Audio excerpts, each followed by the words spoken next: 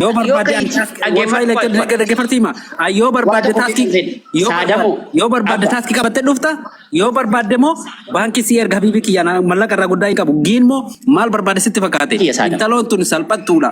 Salphattuudha. Intaloo salphattuu namni gadaamessa ofiitii wanni jedhe kana.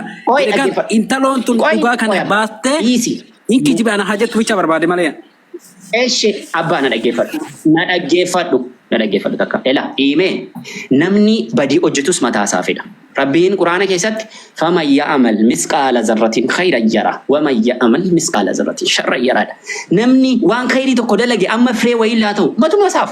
Namni sharrii dalagallee mataa masaaf waan sanarraa Rabbiin isa miindeessu malee hinaaf. Si galee kanaafu akka islaamummaa tokkotti Rabbii namoota addunyaa kanaa keessaati namoota hedduudha kan amantaa islaamummaa hin qabne Rabbii islaamummaa sana sii kenne sitti haa ta'u kumni afur narra jira jette rabbumaa jedhiitii kumittii afur sana yoo barbaadde taaksii qabadhu kottodi nan dhufa natti kennama yookaan immoo amma kana akkaawuntii irratti tiraansfer godhi siifin erga. Location air. Yaada gaarii kaa'e ta'u. Amma location si kaati. Thank you. Dhaggeeffadha ustaad amma geeffatte miti hayya haasa'ume. Rabbumaa jedhi okay malee waan biraan hin jedhin zimme dhiitu okay. Mucattiin. Saadam. Silaan eeshi mee beekaati dhugaatii jechuun hojjeta bara amma namni sodaadhuti wallahi lazim. Saadam ko. Saadam. Amala Saadam Mubarak jechuun osoo mucattiin tokkuma kudhan jetteeni jechuun wallahi lazim osoo isiin mucattiin tokkuma kudhan jetteeni. Mucaan tokkuma kudhan fudhate jedhee maxxansa malee dhugaa takkitti barbaaduu hin danda'u Mubarak. Saadamoo. Wallahi namnan dhagay ustaz nataazabu ergaa jala jiraatan eega waraabani ustaz nataazabu qoyaa ustaz. Natajabu ustaz. Saadam mubee ati dhiisi. Ustazni kan ganda hundaati. Mubee. Namnan kabajaan ittiin haaseef waan qofa obboleessa wallahi siin hin jennaan. Saadam ati mubee dhiisi obboleessa ko. Saadam na dhagaa harta abbaa. Saadamoo na dhagaa. Dhaggeeffadhu ati. Ma kabajaadha. Si galee?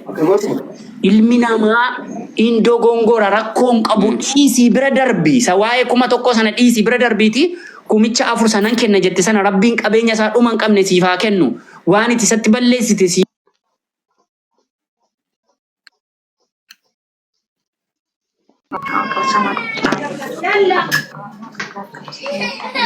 dhimma biraa keessummeessaan jiru dhimma buleettii keenya gargaaruu dhufte qofan si keessummeessaan agaadha.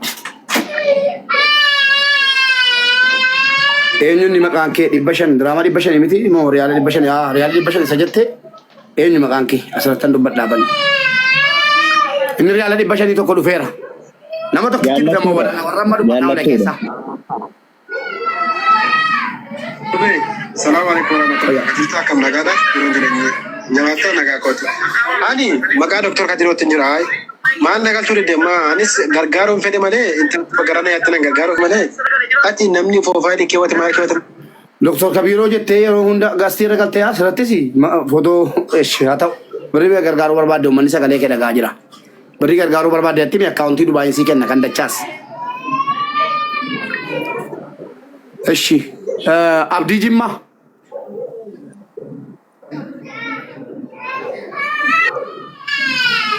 Yeroo asitti argadhee ture nan galcha.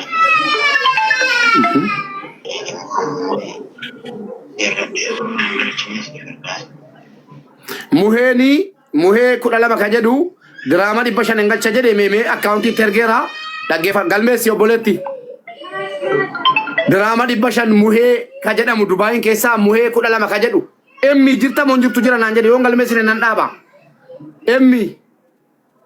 Emmi dhalattuu naannoo si dhalattuu naannoo shawaa obboleetti keenya maqaan si buzeemo maqaa kee nu barreessi barbaannaati emmi jira okay. Namni muhee jedhamu diraamaa 500 jedhee akkaawuntii fudhateera harka. Abalatti na walitti immoo. Ala. Galmeesse muhee jedhama akkaawuntii fudhateera. Dhagaarta kutu kunoo maqaa kee himee galmeessiseera. Ol baatee dubbifti. Nu galchati maallaqicha amma. Galchi waraqaa na ergi. Muhee 500 naan jedheera gurbaan tokko Saudiidhaa 500 jaalattuun haloo Waada kan alaabaa Aljeeriyaa ka.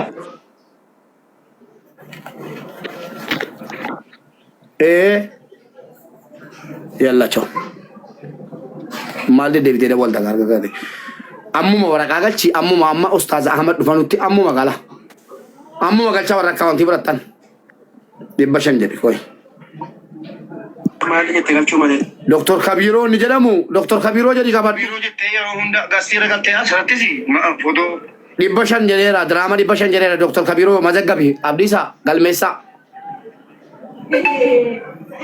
amma galchiiti waraqaa na erge Dr. Kabiroo galcheera jedhi waraqaa amma na erge asirratti galchi Dr. Kabiroo na jala jira bara Mubarak ergatee jira. dabarseera kalas dabarseera maqaasa galmaa'ee michuu tanaan dubbadhu umubee michuu dubbadhu. michuu dubbadhu alamuddi dubbadhatis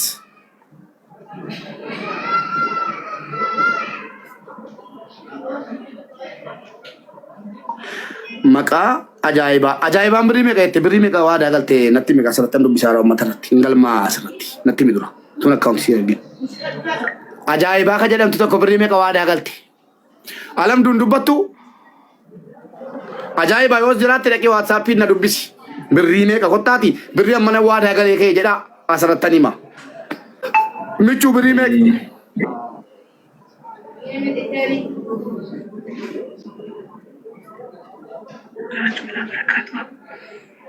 hawwiin birrii meeqa waadaa galte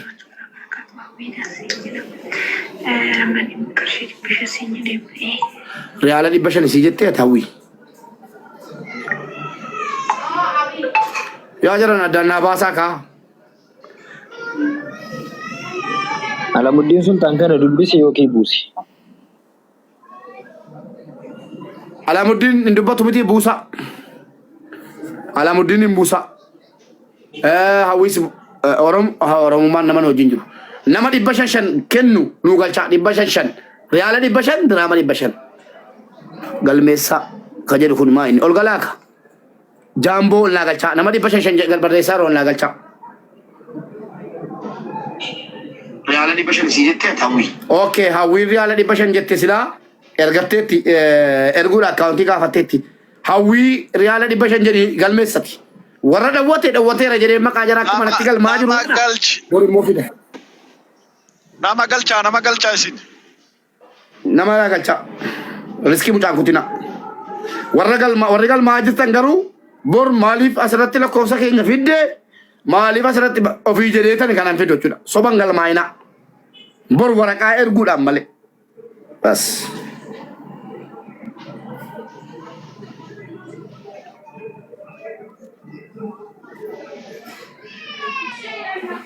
Ollaa galchaa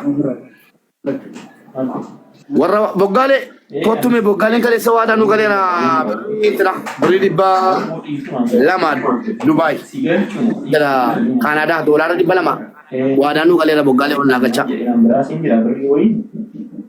jaafee miutii qabadhu abboo laa hawla walaa quwwata illaa billah anjiila qaba Bara boleessu anamiti mube wallahi anamiti anarra zimbile mtara bara.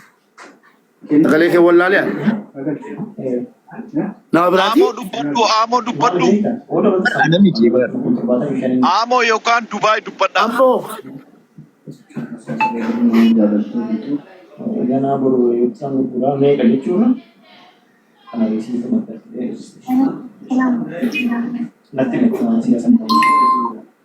maqaan kee eenyunni afaan galmeessuuf gati kenna Boggaaleen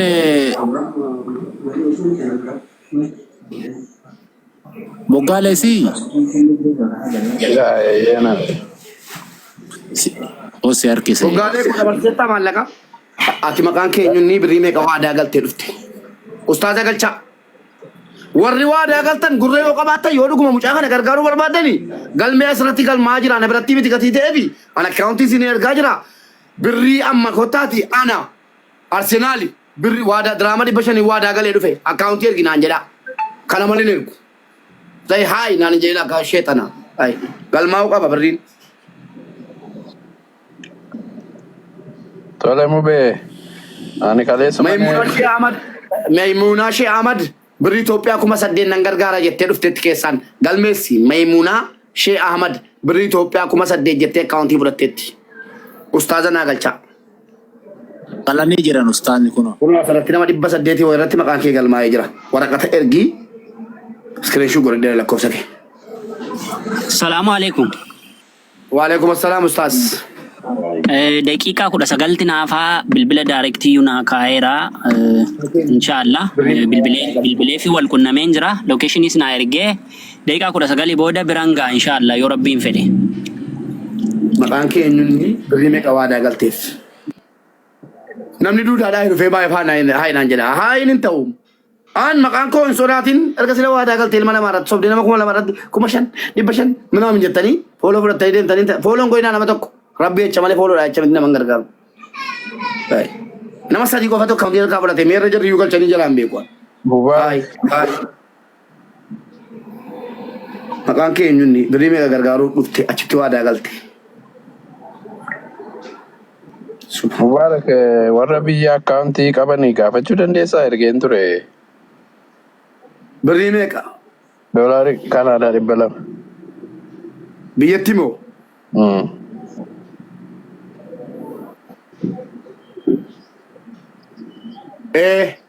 Ayyee. Ergeen jira. Waraqaan gosa isaa boggaalee. Rasiida ergiif. Rasiita naa deebisuu didanii kanaaf fedheen akka adda baafattu barbaadeen. Maaliif beektaa boggaalee koo dhiifama naa godhaati amma waa'ee mucaa kanaa dhumutti akka gastii qorraan fagaan yoo kun cufame illee akkaawuntiin kaan qabattaniitu gatite warri gargaaratan. Dirqama maqaan keessan obboleettiin keenya eenyuun ol baatee an tiktookii keessanii lakkoofsa keessan qabadhaan jira. Ol baatee birrii Itoophiyaa warra waadaa gali boggaalee abaluu jettee yeroo si waamtu abeet kennineerra. Abeet kennineerra ta'ee galtanii uummata irratti galateeffatantu. Yoo kana hin taane birriin keessa mucaa bira siin geenye nu bira siin geenye jechuudha. Of shawwaddanii jechuudha hundi keessan iyyuu. Atamma boggaalee koo gadii si beeku jennaani noo maatar. Warra amma siin kennan Borillee anillee rasiitii nan argadha rakkoon qabu inni. Siin kenna boggaalee koo lakkoofsa koo waatsaappii siifan kenna galcheera naan jedhi. Okay. Yeroo marrasiita argadduun si ergayye. Horii garuu ergeeraani akkati gaafatu. La brother abshir. Okay. Maal kun kan waraqata wayii maraanatti ergi keenya. Islamic Bank eenyuun kun? Kun illee akkaawuntii isaarra jira. Kennuuf dubbatti dhiyeeffadhu yoo barbaadinaan jedhee jara sun immoo deebisuu hin dandeenyu laata. Amma yeroo kana yeroo waa'ee matanu yeroo itti xiqqinaan qabdan natti caalatti immoo. Dhimma biroo maaliifan si keessummeessa maraatuudhaan nagaatti deeme inni akka bilooki isin godhachuudha.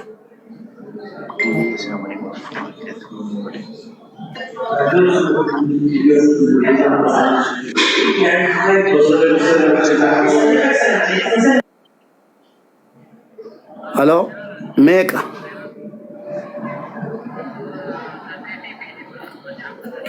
Ciao.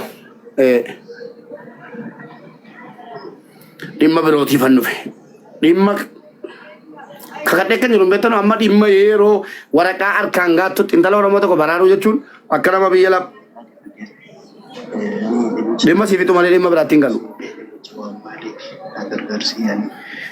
Ayyee dhimmichi yoo siin galle bakka dhiisa obboleessa koo. Nan gorsin. Achitti fixatanii birrii 500. Sagalee natti hin qabin obboleetti kiyya amma dhimma yeroo fixatti dhimma biraatti galaan jiru nagaatti. Nama meeqa waadaa galee beektu nama 3 qofatu akkaawuntii fudhate. Dachaas galuu isaanii himi kottuuti. Subhaanallah. Maal lakkoofsa koo dhabdammoo sila edaa. Ani yoo haati koo qabrii keessaa kaate sagalee naa qabdeen deebisu. Mube. Wayyee. Madu. Akkaawunti biyyaa na ergi maqaa keetiin 10,000 dabarsaa mallee. Balau. Maqaa Mubaarak Musammaati. Madu ko. Maaliif garuu anaaf sii kan Dubaayitti wal arguu dhiibne akkaatti. Agaaris. Ustaaz Daawud. Baka choosh galatoomi. Na dubbisi baka. Sheexananna waswaasi. Astaghfirullah.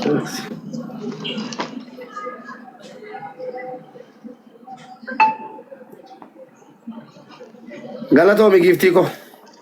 Rabbi maqaa kee maqaama kee wala qabu. Waalaikum assalam. Birrii meeqa waadaa galtee meeqa gargaaruu barbaadda? Obboleessi koo tokko birriin gargaara jedhee deeme tokko galcheera fakkaataa dachoo yoo jiraatte ol galii obboleessa keenya muhee jedhamu dhufee 500 akka galchu waadaanaa galee fudhatee deeme akkaawuntii galchiteetta. Na yaadadha. Qarshii 1,000. Galatoomi galchiti waraqaanaa ergi ulfaadhu ajaa'ib keenya. Birrii 1,000 ajaa'ib nan galcheedheera. Obboleessa kiyya qaali an achiin biizii argaa asiin naannaa seenu achiin dhaggeeffadhu. Dhimma maaliifi? Assalamu alaikum warahmatullahi wabarakatuh. Waalaikum assalam warahmatullahi wabarakatuh.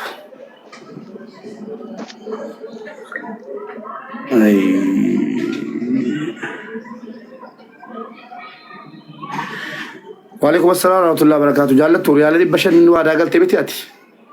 Jaallattuun 500 waadaa galtee miti uummata keenya? Amaanaadha waraqaa bornaa. Jaallattuu dhufteetti galmeessi obboleettii koo jaallattuu lakkoofsa sii footoo kaafadhee ragatiteef galmeessi. Kanaan jira Abudaab Islaam Baankii uummata taa'etu Abu Dhabi Islam Banki barbaadde dacha muhee gachiteetta inni waz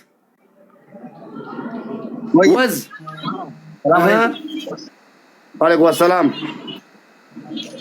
Anilleen maqaa keetiin saafna hojii tokkolleen 5,000 galchaa anis 5,000 waliin 15,000 galchina. 10,000 15 lakkoofsa WhatsAppii na dubbiftee taale ergina jalatti na ergin. lakkoofsa WhatsAppii kootii kunoo macarashaan 32 ijoollee si dubbisaa jiru ana waz jedheeti na dubbisi amma gadi bu'i kunoo lakkoofsa ijoollee xayyibaa maxxansaatti amma gaa dhiirummaan hadha yalla jabaadhu kunoo ijoolleen barreessite maa inni kun maaliif akka dheedha ijoollee warri Dubaay akkana jedhaa jira maal jedha beektu ingiliffichi the information provided daalachana galcha obboleessa keenya na galchane dachoo thank you Gara galchi mube maal akka jedhuun ilaalame. The information provided is incorrect. Please try again. Odeeffannoon itti galchitan sirrii miti irra deebi'aa yaalaa jechuudha. Dachoo wanni gara jira? Odeeffannoon jira. Odeeffannoo ati galchite sirrii miti irra deebi'aa yaaliidhaan. Odeeffannoon ati galchite sirrii miti irra deebi'ii yaalii siin jedha akkaawunti nambar maqaanii akkaawuntii kana immoo mashriq jedha ishii mashriqiin qabdaati.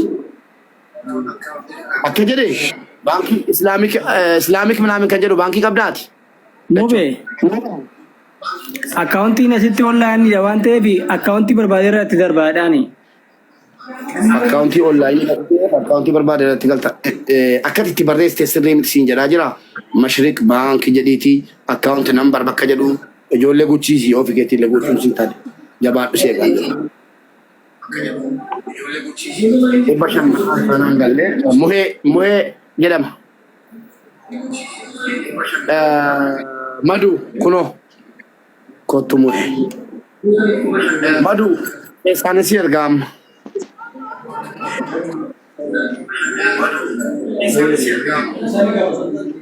Obboleessi keenya ajaa'ib jedhamu birrii 1,000 amma waadaa galee 1,000 qoricha galchee kee raayitiitti godhi yoo jiraatte akka hin deemne yeroo deemtu deemaan jira naan jedhe nama biraa bakka buufadha. Birrii ajaa'ib dhugaa galatoomu ulfaadhu.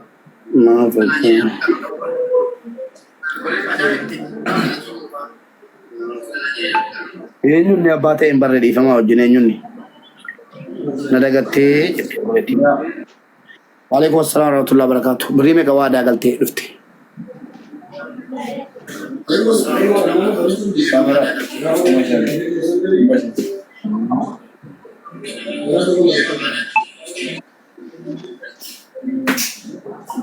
Galatoomu ulfaadha. Nu jiraadhu.